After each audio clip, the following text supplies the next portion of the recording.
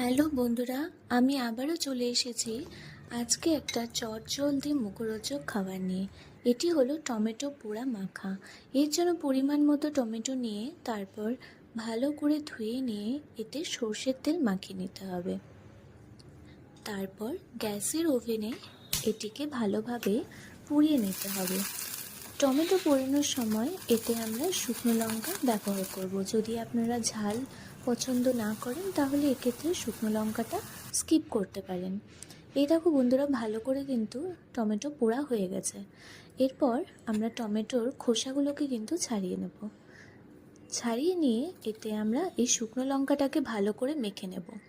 তারপর টমেটো আপনারা নিজেদের পছন্দের মতো শেপে কেটে নিয়ে এতে একে একে করে ধনেপাতা কুচি, পেঁয়াজ কুচি, লঙ্কা কুচি, কিছু লবণ স্বাদ অনুসারে, আর এর সাথে আপনারা দুরকম লবণ ব্যবহার করতে পারেন।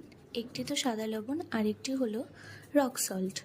তারপর এর মধ্যে চাট মশলা দিয়ে দেবেন, আর অবশ্যই কিন্তু সর্ষের তেল দিয়ে ভালো করে মেখে নিলেই কিন্তু দেখো বন্ধুরা, রেডি হয়ে গেল আমাদের টমেটো পোড়া মাখা।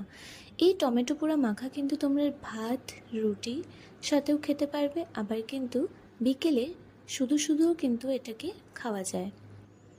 তাহলে বন্ধুরা, তোমরাও এটা বানিয়ে দেখবে কেমন হয় আমাকে